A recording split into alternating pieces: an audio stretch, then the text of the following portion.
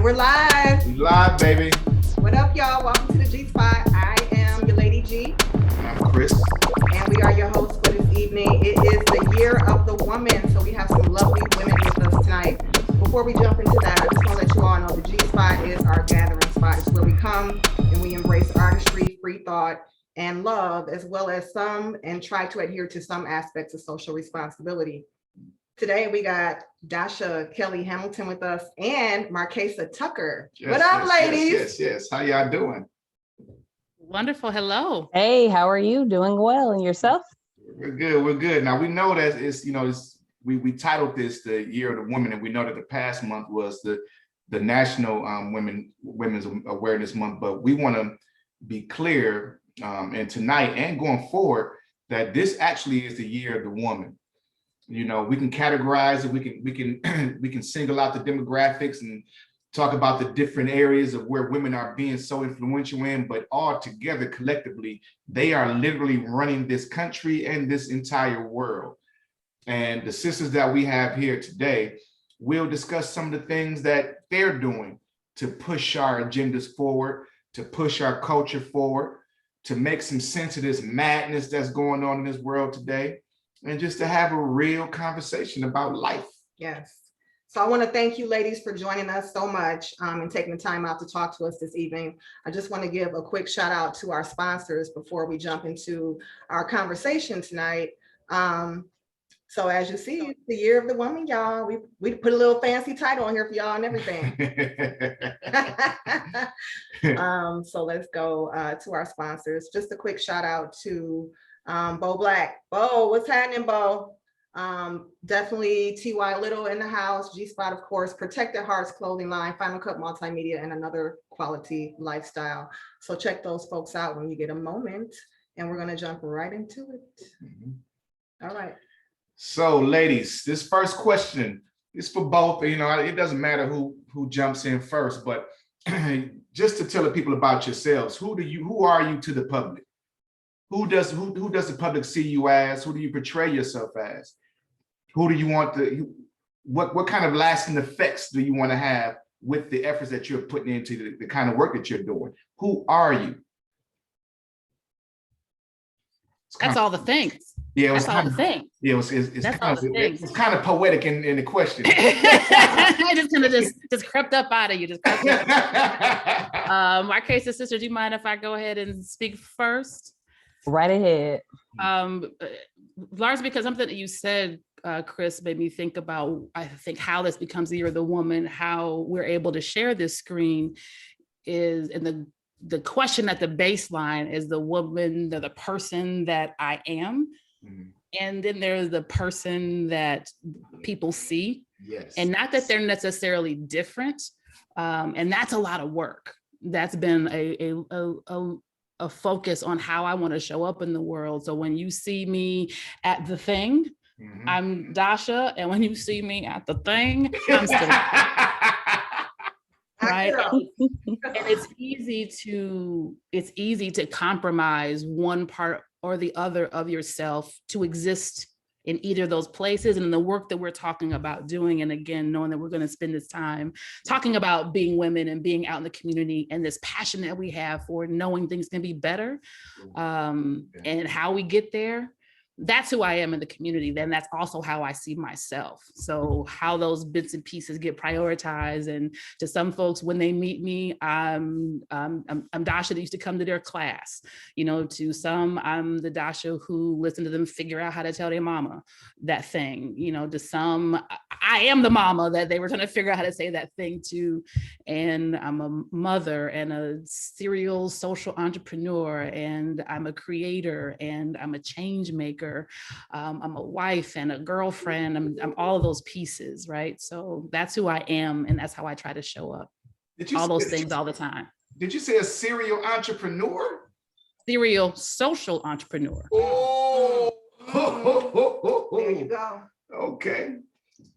All right. I'm gonna save my questions. I'm gonna go to case.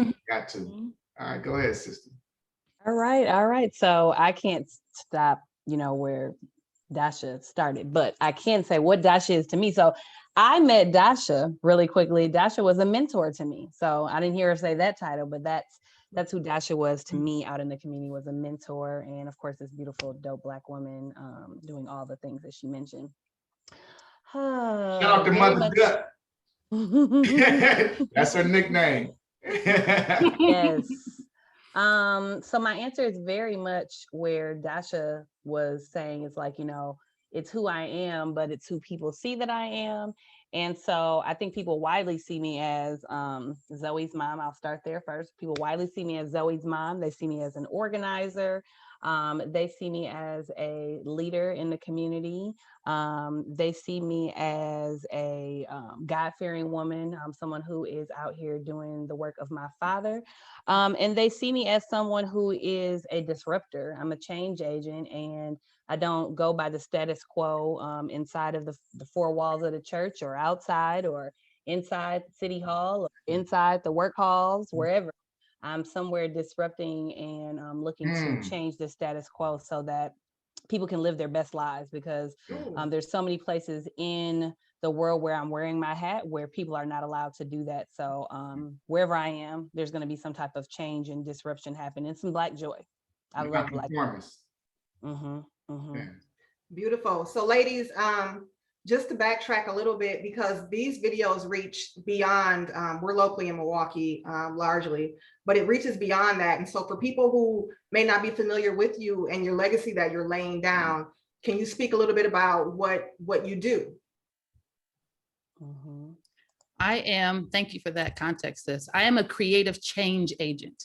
Ooh. So when I first heard the language of someone being a change agent, and it's attached often to works in the political sphere, works in ground, on the ground organizing, works in changing policy and legislature, and not really, but I work in adjacent to those energies. And when I look at my work, I'm a writer, I am an organizer, I'm an educator, I'm a mentor, as Markasa said, I'm a creator, I'm a performer. My background's in marketing, communications, I teach in college. All of these things, everything I have said yes to has been to the endeavor of making change, of impacting change.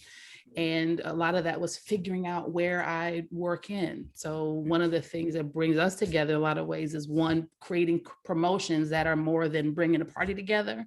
Although while we party, while we showcase, while we perform, we're having other conversations or promoting other networks in the process.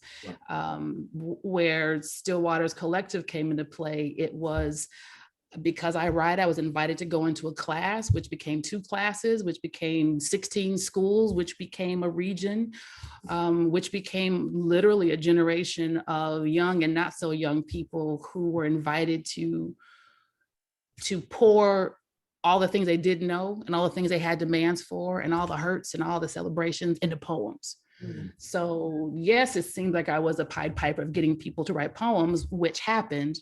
But just like with the promotions, the questions you have to ask yourself to get from to that poem this lady had you write in class, or different, but you had to answer a lot of questions. You get to explore and use and break all the language rules to get out that thing out of your chest, make clear that moment.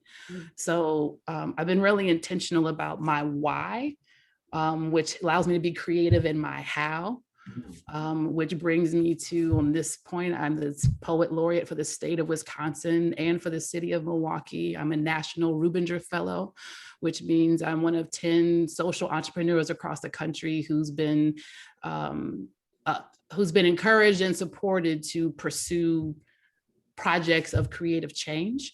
And I'm a mother of a college junior and a bonus mother to a high school, middle school, and elementary school student. Madly in love with my life partner, and we had to go through a couple of the life partners to find one another. Many of us have that story.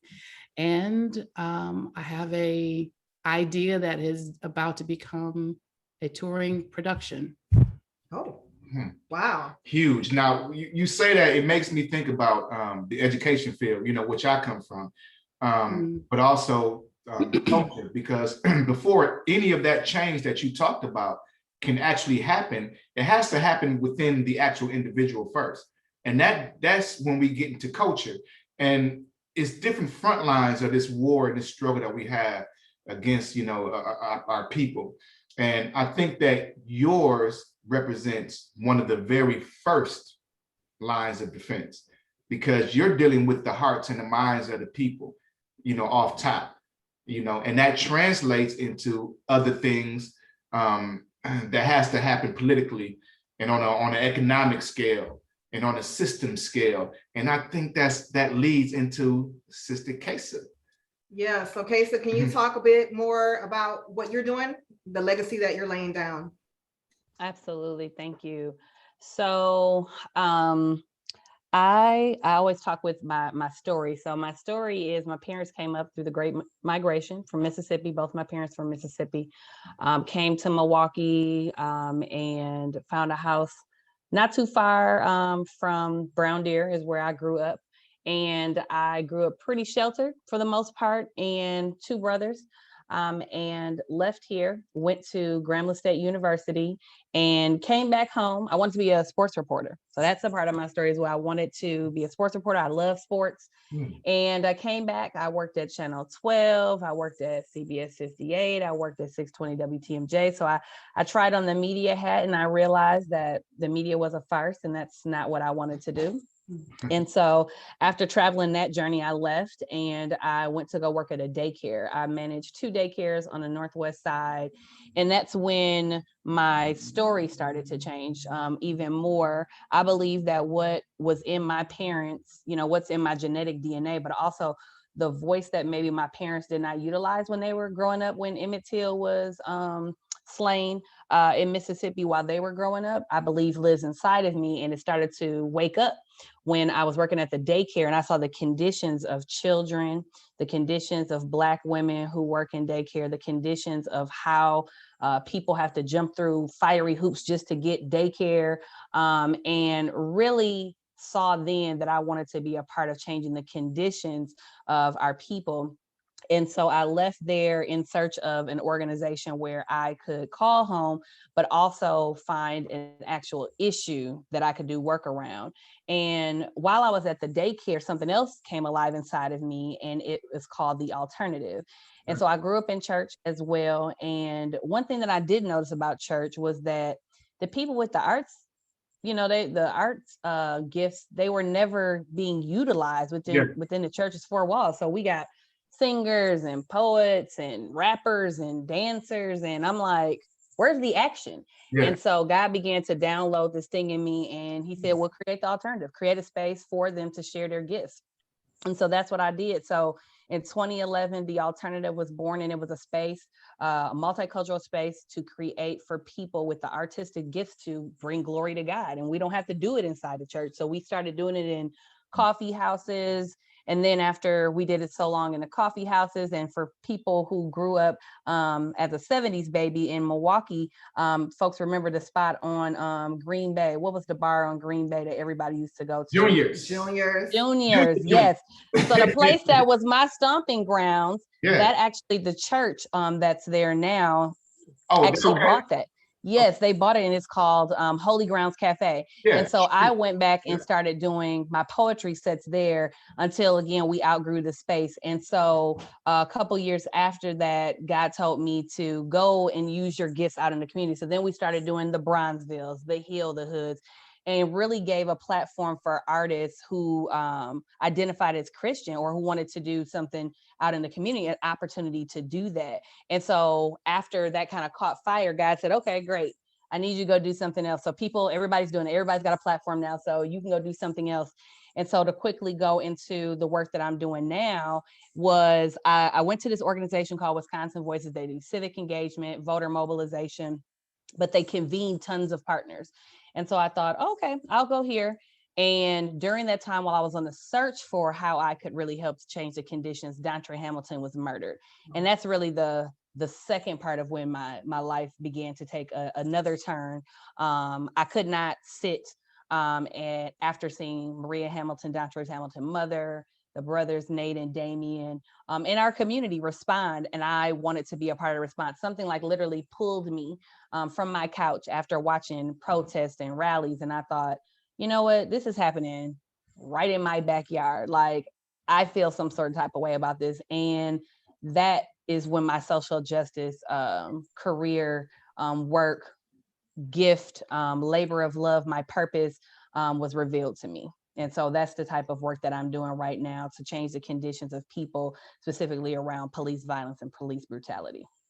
Yeah, we appreciate that from you sisters, especially you know, being African American and being from the 53206, you know, zip code, and enduring some of the challenges yourself to get to where you are.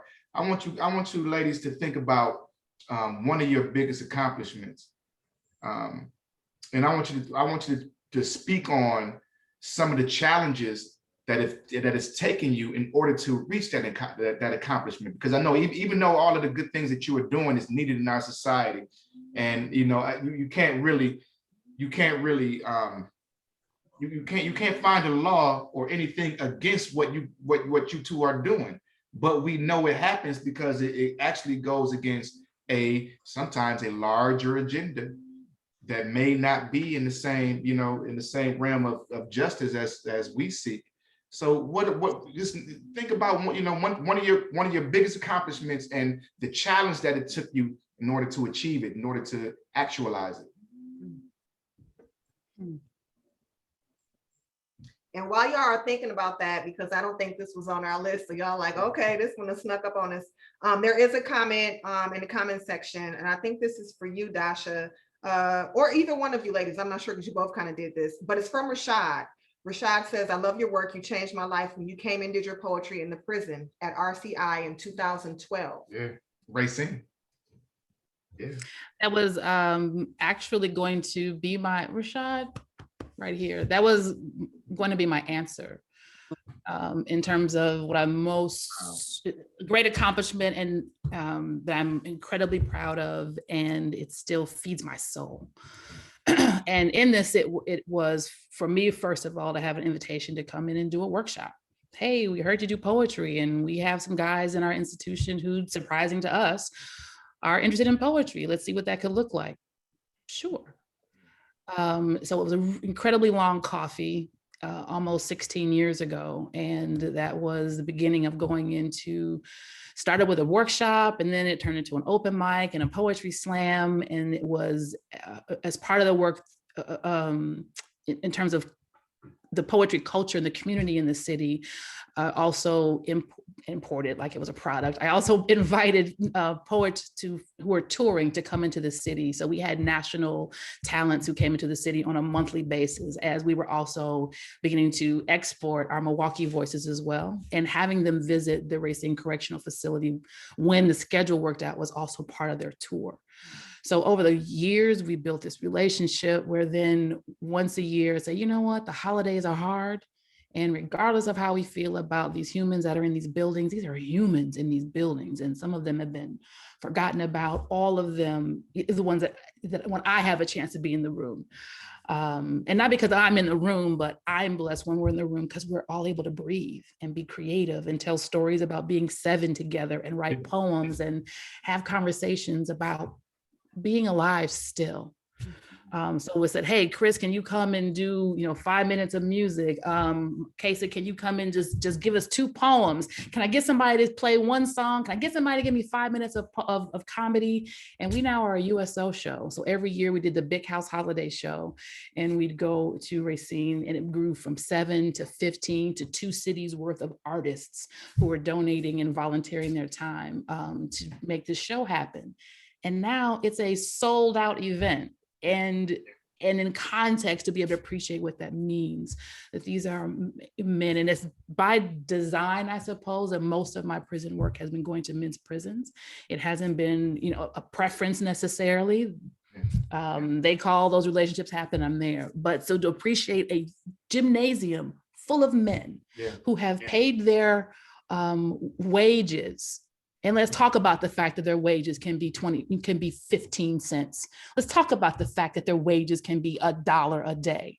Let's talk about the fact that they are making bras for Victoria's Secrets and scheduling travel for some states' tourism department, not Wisconsin, but some states. But the fact that we aren't having a conversation about the outside, the edges of these injustices. These men are spending their money to come listen to poems, y'all.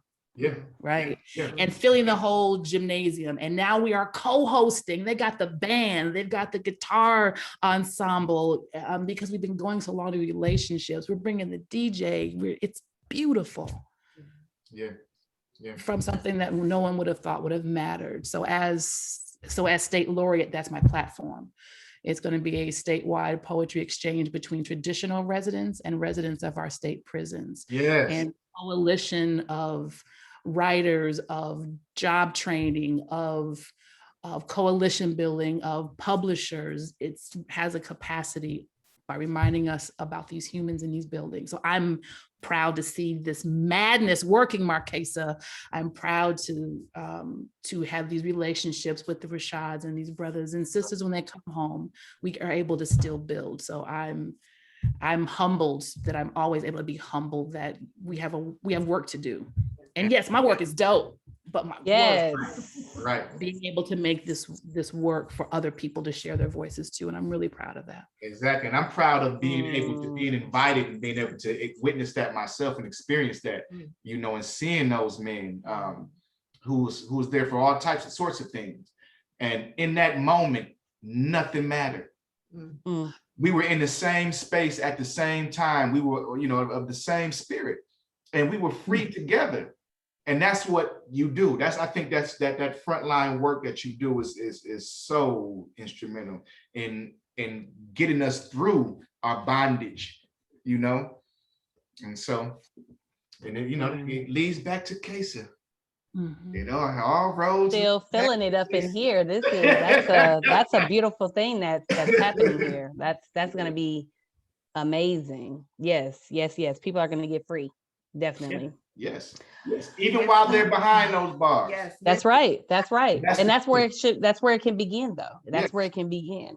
Yeah. So the thing I probably would say that I'm the most proud of is some of the work that I've been able to lead over the last 2 years with the African American Roundtable.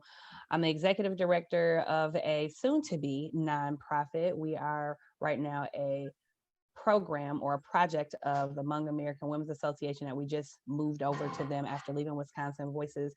And so I would say the heavy lifting of waking up and helping to inspire a people to begin to walk in their power, specifically around the city budget. In 2018, I walked myself through Milwaukee's city budget, just the process. There's a cycle, you know, that people share their budget from different departments within the city. The mayor talks about it, the common council talks about it, then, you know, they invite the public, you know, very quietly to be a part of it. And then they begin to decide, and then boom, you got a budget. And that budget is our tax dollars. And one day someone showed me this pie chart. And this pie chart had this big, it was almost half of the pie chart, and it was blue. And I said, well, what department is that? And they were like, oh, that's the police. I'm like, oh, really?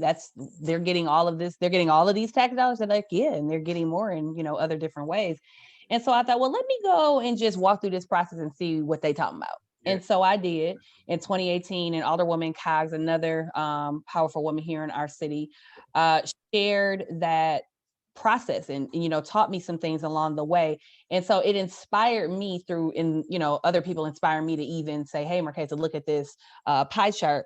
And I walked through the process, and one particular item that the Milwaukee Police Department wanted this thing called a license plate reader, and it just like scans multiple license plates at a time. And they already had one, and I think it was like $300,000 to get another one. I was like, well, wait a minute. Is that something that Lena Taylor wanted to?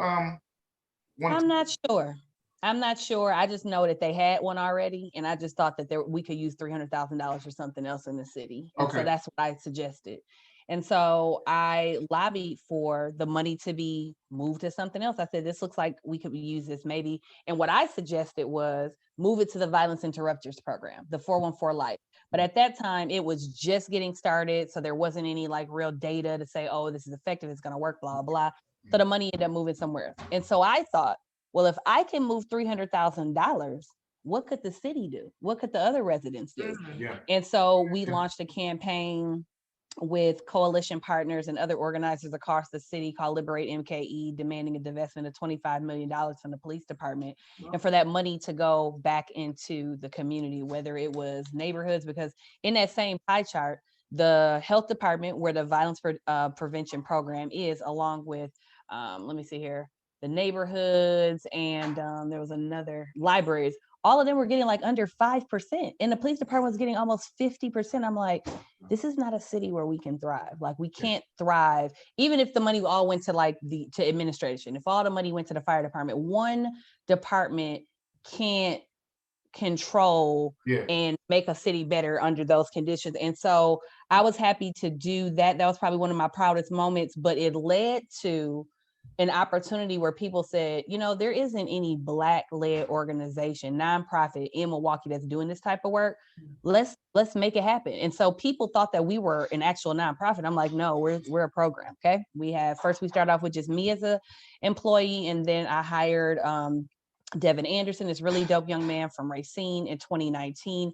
And then in 2020, we brought in a digital organizer, and we've been blessed to bring in another staff person this year.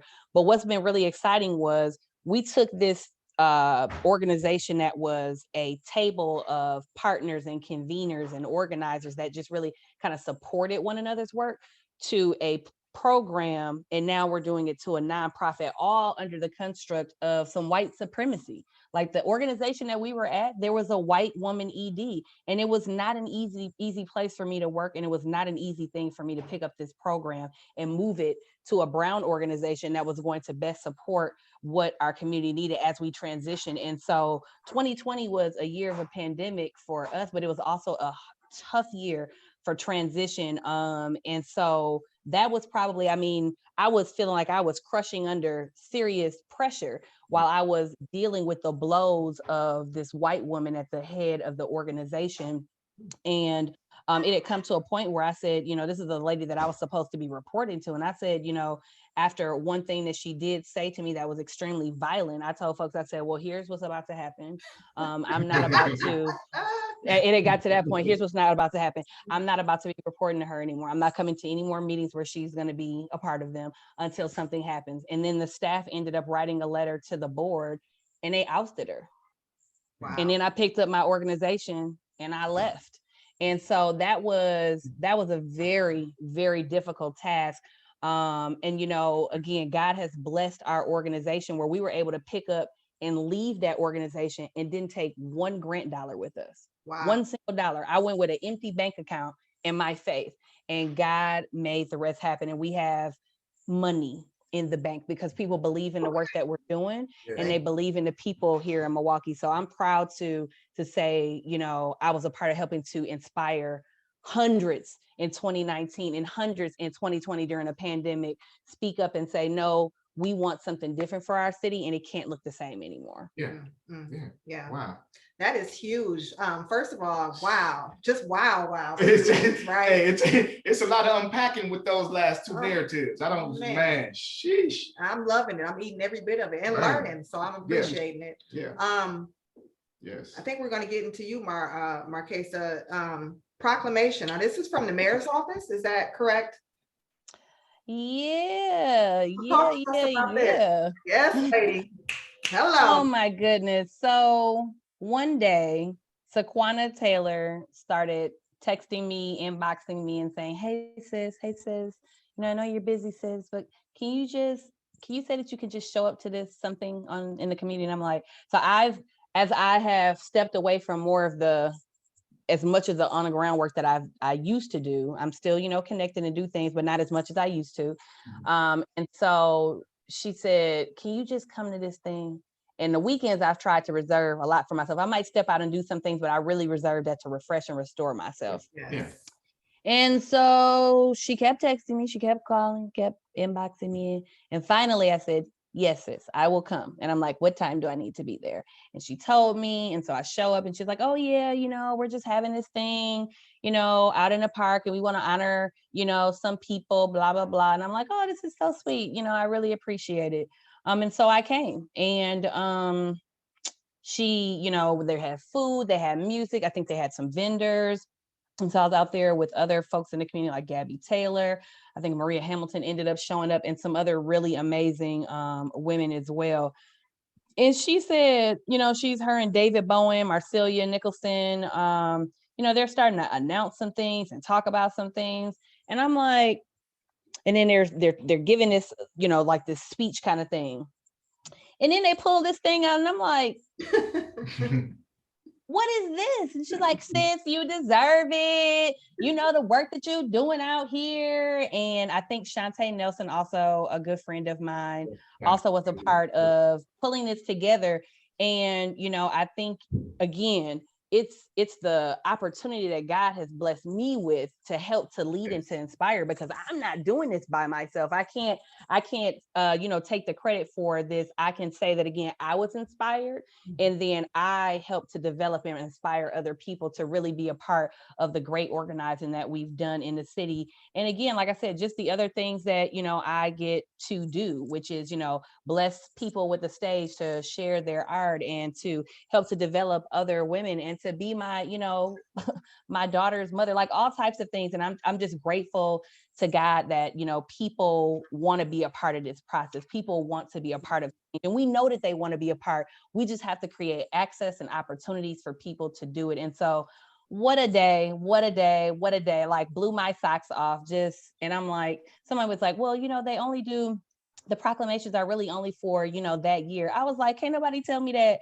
this date in August is not going to be Markasa birthday that's your day. Every year, that's a me with that celebration. That was a little shade. You tried to give me a little shade. That. It's really only for 2020. Girl, that was the pandemic. We didn't even get to do anything. No, it's about to be like a big community party when we are able to do so. Yeah, and celebrate with the community, because this is a community thing. And so again, I was blown away. Definitely wasn't expecting it. And it just really, really, really made my family and my parents proud. Oh, well, congratulations. I mean, from what I've heard, definitely well deserving. Thank you. We're just going to jump quickly to you, Dasha, and Poet Laureate. So, oh, shoot. Yeah, talk to us about this.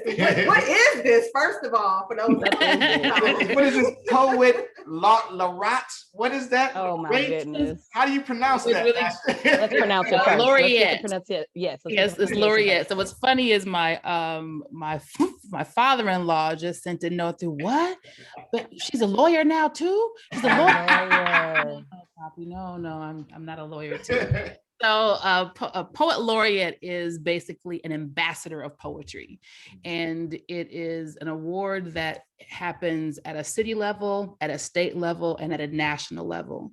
So depending on the body that's hosting the laureate project, they're going to look a little bit differently.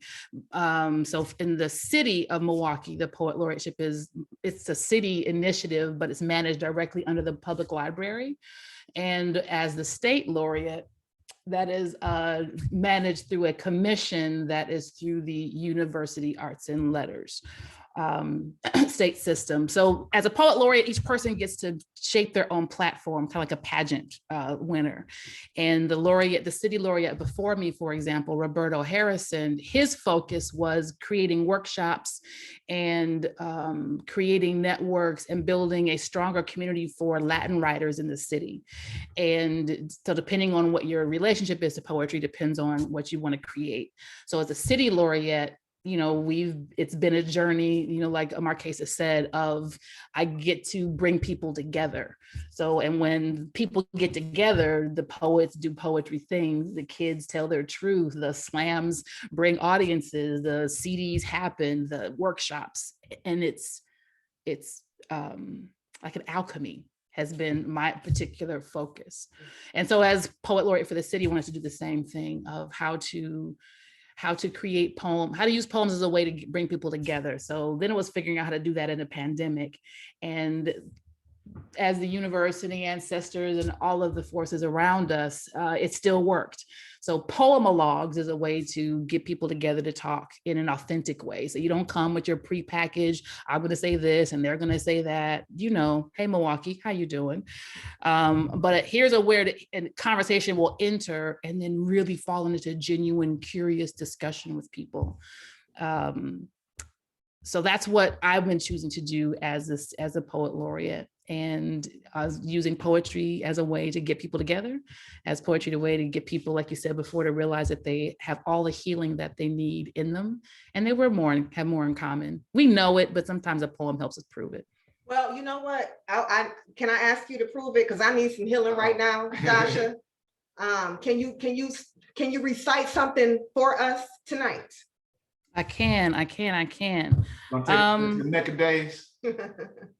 And I actually am. This is probably a Mecca piece. And Mecca for All the New Family is a little tavern on a corner of 38th and Hampton back in the day, and where it used to crack. and it was, and you know, it was all was missing was sweaty walls. That's all that was missing. Yeah. So we didn't And get the Dasha, I will say that's where my confidence and my talent was actually birthed, especially through song and rapping and poetry and things like that, you know. So that what I used to love was the feedback for people that came in from around the country. Now, mind you, these are people that tour the nation, and they loved coming to our set because we're listening. You can drop a whack bar if you want to. We heard it. So we were nice though. We're polite. We're not gonna green mill you out of here, but you won't be invited back. But so we definitely shared truth together. And this is so my husband and I were watching women's boxing on TV.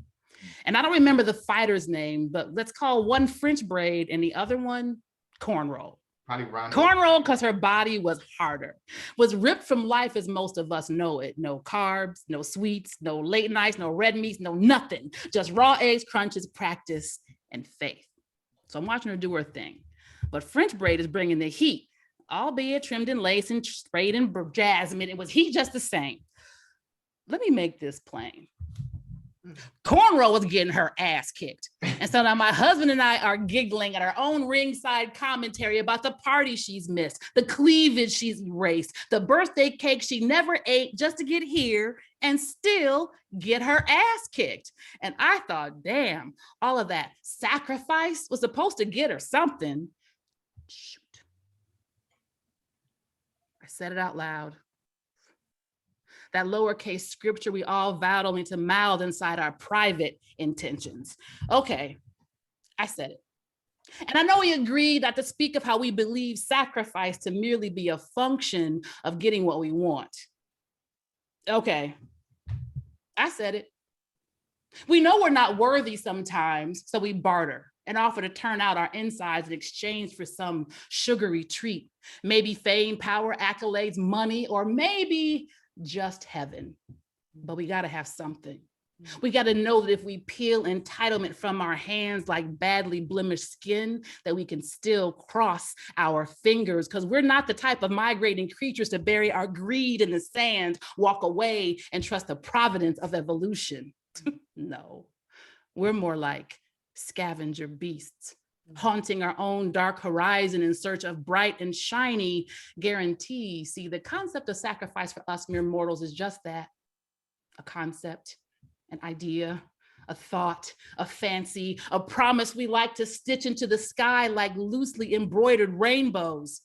There, I said it, and you know what this looks like.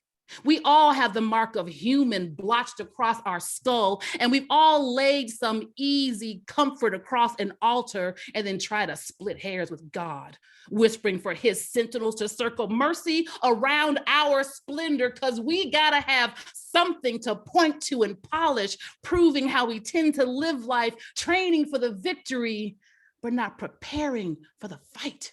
In this life, it's just a battle that has to be survived sometimes. And we work so hard at making things easy. forcing ourselves to keep bobbing and weaving. Even when life is kicking our ass, we will stand there, just like cornrow, taking the blows, watching our own minerals explode from split skin.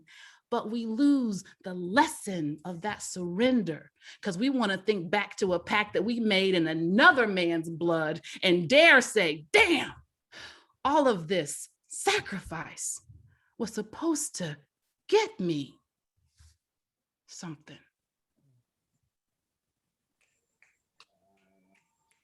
I feel touched. I'm touched. Lord, Beautiful. Absolutely. Absolutely. that was beautiful. Now, going forward, with all of the positive things that you ladies are doing in the community and all the struggles you've been through to get to where you are, we usually have somebody who's our anchor, somebody who holds us up, somebody who pushes us, who molds us, who mentors us and guides us. And so we wanted to know, between the two of you, what women, and staying true to our theme too as well, but what women held you up and pushed you and made you into the person, the beings that you are now? Who would you attribute that to? Now, Dasha, I already got somebody in mind for you. I'm already thinking for you. That's what happens when you have friends, you know, interviewing friends. For sure, for sure. I automatically think of your mom. Yeah, I was gonna say that's number one. I often say, you know, I want to think of someone where it doesn't sound so cliche, but it just couldn't be any more true. Even if she hadn't have pushed me out of her whole body, right? even if we didn't have that in common, and have that kind of connection, just what she's built, what she has sacrificed, how she moves in power and grace, how she's been able to define space for herself and make space for others. It's who she's always been. So as a mama, as the one who made popcorn for the kids on the block, as the woman who moved into her mother's position as CEO of a national company. And she used to be a massage therapist, and she was an elite trainer. So you can do it all. She taught me how to imagine.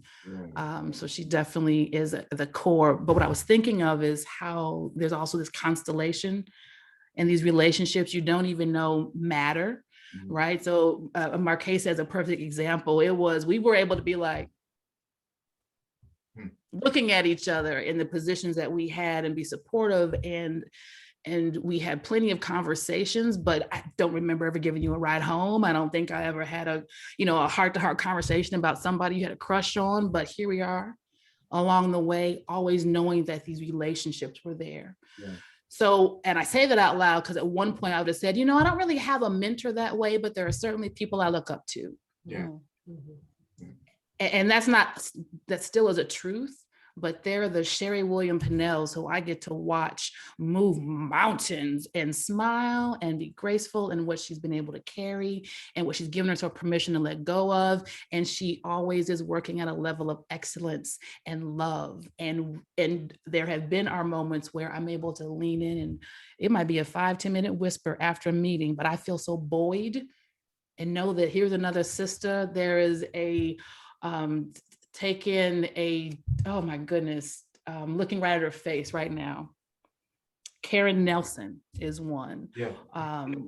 So I can go on a list of, from an Eve Hall to just the women who I don't even realize how rich our relationships are, because you don't spend hours and hours and hours hanging out because we're committed to this walk. You don't always have that time, but I have an amazing constellation of women who I'm able to admire and know that we have this loose relationship and network that you can lean into it when you need to. And I'm grateful for that. Yeah, I'm grateful for that. That's what's up.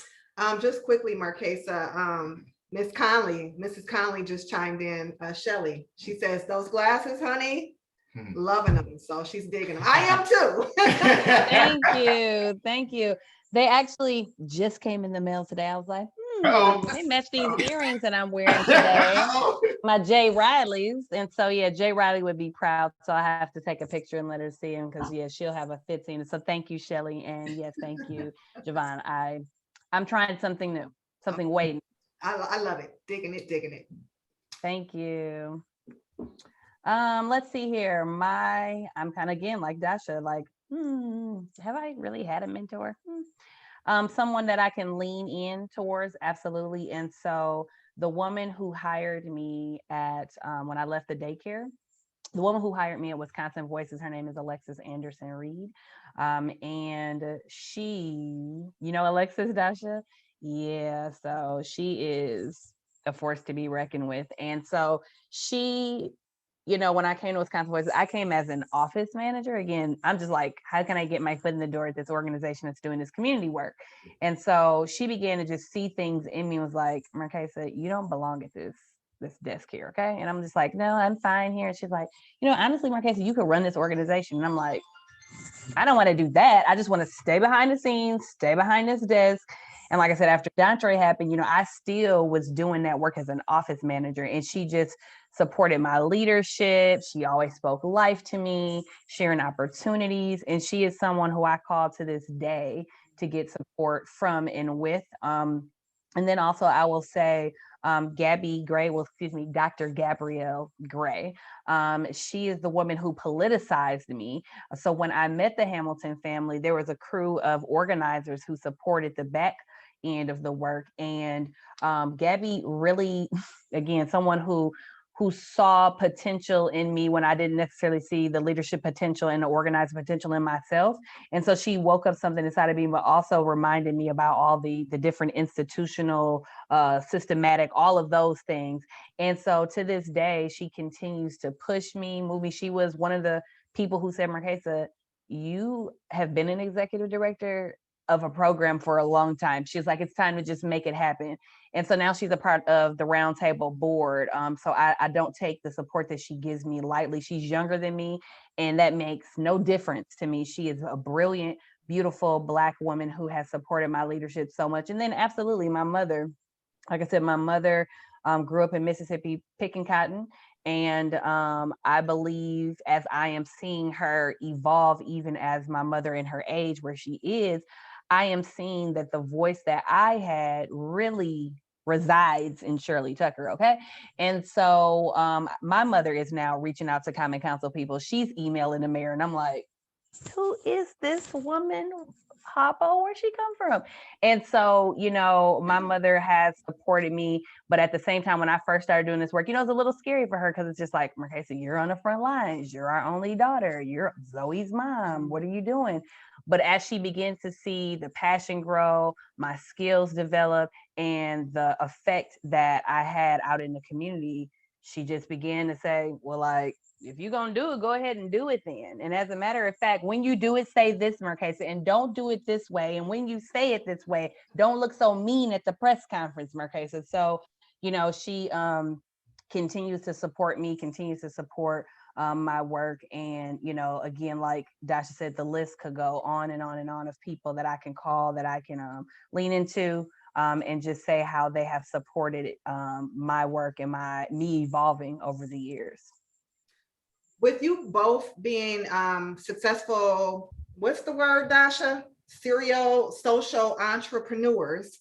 How has that impacted your love life? Is it difficult? Do you find it easier? Do you have time? And not just your love life, any part of your life that's personal, you know, that's your separation from the work that you do. You know, because I know you live in two different worlds. It's the one that you have for yourself, and it's the one that you have for your people. And I want to know about your love life, because this is we are not going to cheat her out of her question. She said, "You're not going to take me away from where I said I wanted to go." Yeah, what I had said though was, and it's a good question, because I'm remarried now, and it's a second marriage for both my husband and I, and we both slot this as a reward to one another, to ourselves. So it's something that you wouldn't think is a small thing can have a huge impact. So one day said, I just love the fact that I don't have to come over to you and explain why I was all in her face. Because when you're in the public and you are a performer, and even just because you go to a bunch of meetings, there's a bunch of folks there are a bunch of names in your phone.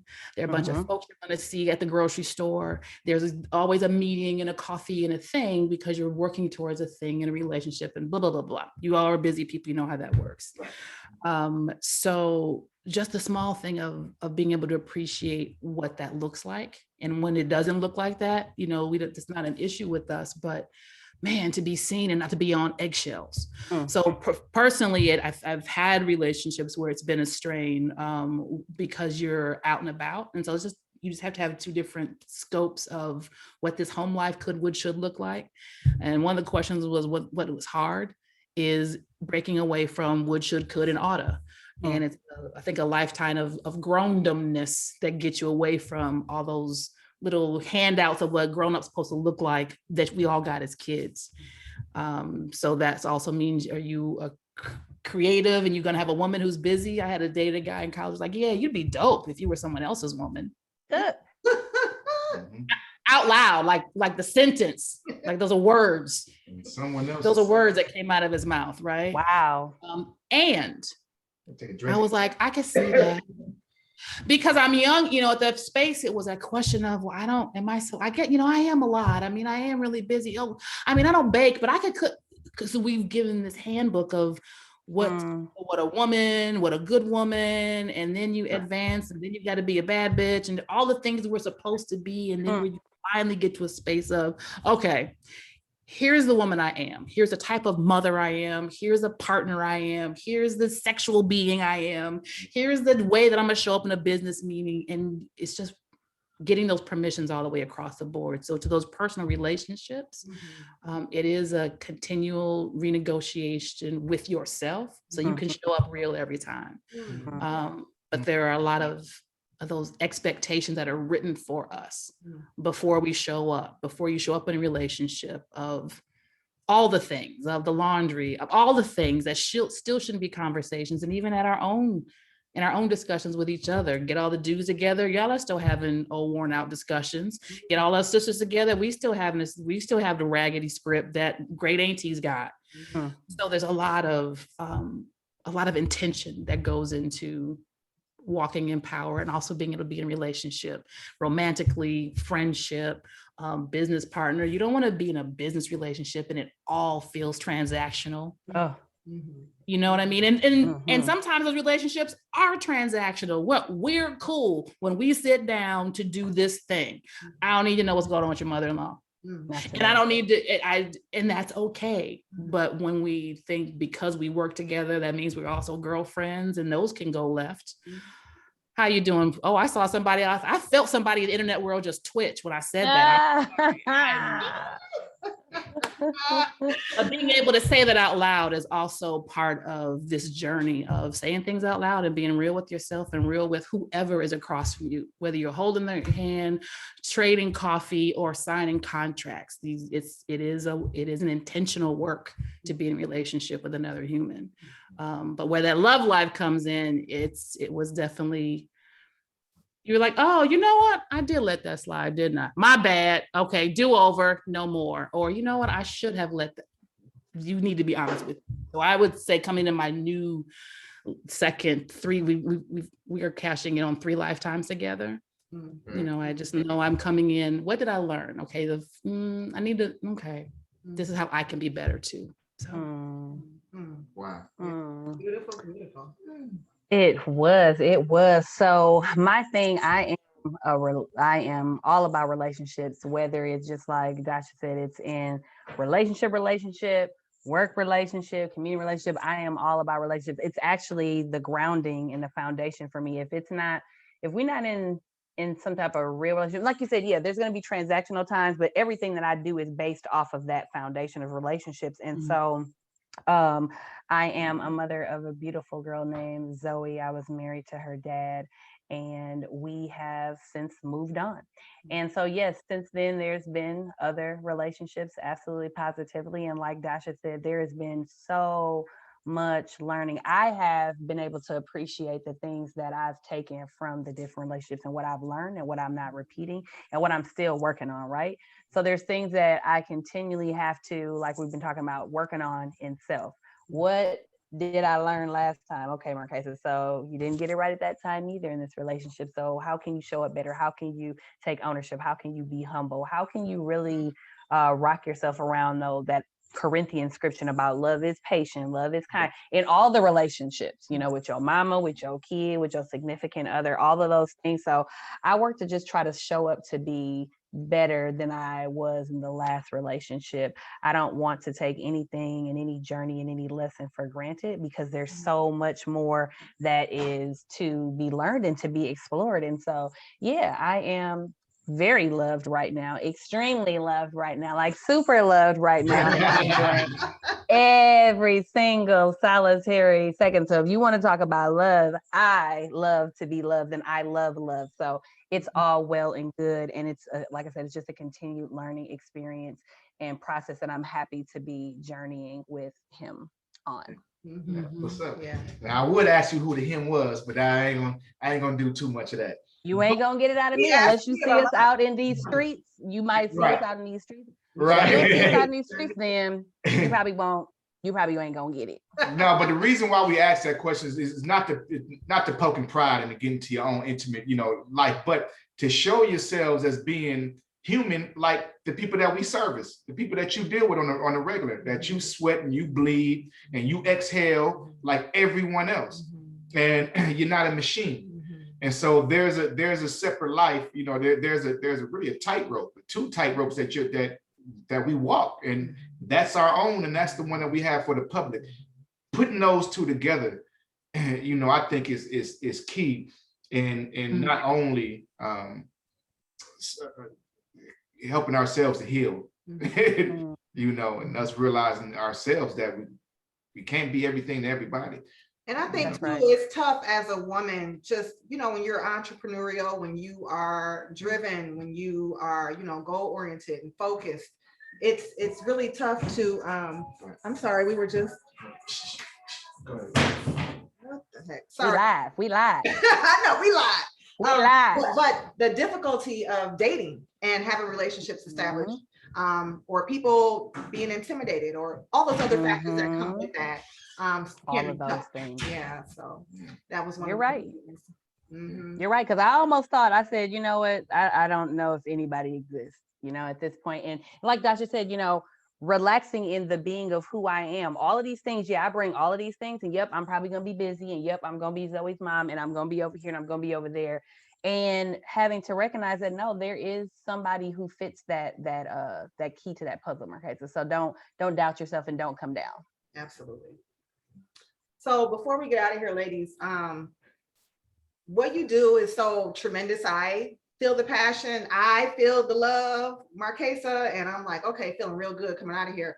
But other women who may want to venture out and try to explore ways to either help the community to get out there and be entrepreneurial, to impact change, what piece of advice would you give them to get started, or just, to have that kind of confidence?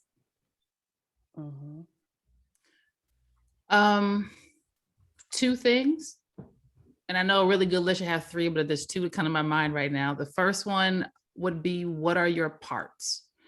Right, so you are the negotiator, or you're good at finding resources, or you see big picture, you're the one who captures all that. So that so what are your parts, the things you're good at and the things that you'd like to do? Because I know for me, my background is in public relations and marketing. So when people would reach out, when I was more heavily in that world, obviously, hey, could you join this committee, blah, blah, blah, to do PR and marketing? I'm like, I do that all day. I would love to do more program development, so that type of thing. So what are the things you're good at? So when people invite you to participate or volunteer, or join a board, what have you, you have an idea of where you can slot yourself, so that all of your minutes that you're donating, like you would your money, you're donating minutes to something that's high value for both of you, because altruism burns out, and you want to set yourself up and this organization or this initiative to win. And the second thing is, be okay with saying no. Oh, that's a big one. Yeah. Yes, say it again. That's one of my favorite. I would say to own the unapologetic you. There's only one you. And that one you that Dasha was talking about can do that one unique thing super duper well. There's something that there's multiple gifts that God has put inside of us. Figure out what one of those things is and own that thing, because again, nobody can do it like you. Like, that's not cliche. It's like, it's the truth. Like, we're different people. We're going to explore different. We're going to say it different. We're going to rock it different. And figure out a support system. Who's going to support you through that? Because as you're being your unapologetic self, you're going to need that support. You're going to need that person to lean in on, to remind you and encourage you. No, you can do this, girl. We said you was going to do it. I know you can do it. And to really, really, really find something to ground yourself in. For me, it's been my faith. I could not have done any of this without my faith in God and my faith in what he has instilled inside of me to do this work. So those would be I got your 3 lists, Dasha. I was gonna say I have another one that sort of success. I had a colleague of mine out of Madison. He used to do the poetry shows there, and he was like, "Yeah, every preacher wants their own church. Sometimes the church needs you to be on the deacon board. Sometimes the church needs you to only preach every 4th Sunday. You don't need a whole church to yourself. So, do you need a church, or does it look good that you had a church? Because this is not easy. You got nonprofit boards, and you've got special taxes to file. You've got blah blah blah. Maybe you can lend all of your genius and availability to an initiative that's already in place. What is it, Markasa? Like 40? There's like 4,000 nonprofits in Wisconsin. It's too many. Yeah. Too many. It's 10,000. Literally, it's a literal. We have like our state has like some of the most nonprofits in the country. I have overpopulated. Okay. Overpopulated. So the notion, otherwise, what often gets packaged is, this is the same as entrepreneurship. Maybe you don't need your own business. Maybe you should invest in a business that's already doing what you believe in, or so maybe you don't need to start a nonprofit or start a thing or find out who's doing it in a way that you like, that will benefit from your time and attention. So that's the other. Always starting a thing. We always start. Yeah, you don't need that's yes. You need to start a thing. So shout outs.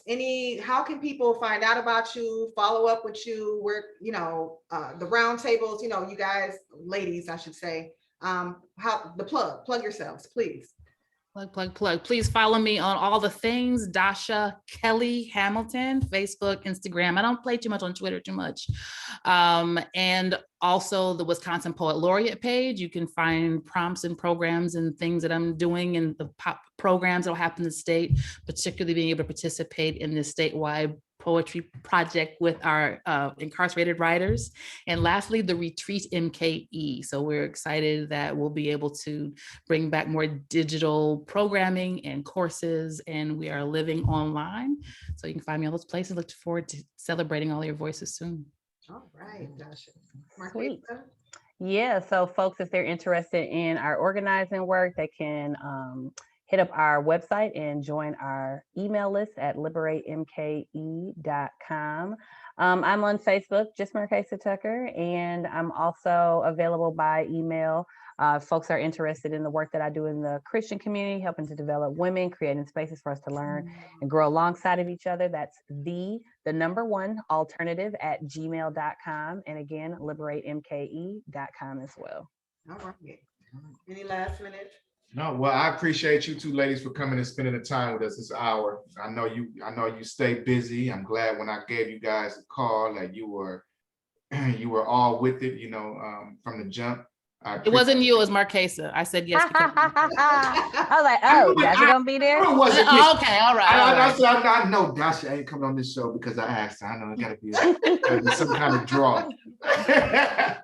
But no, I really appreciate what y'all are doing, and I wanted this platform to be for you two to, if it at all can, to further your cause, because I see what you two are doing is so important, especially in the eyes of the younger generation that's looking up to you, and the ones who don't even know you yet, but will feel your residuals, soon.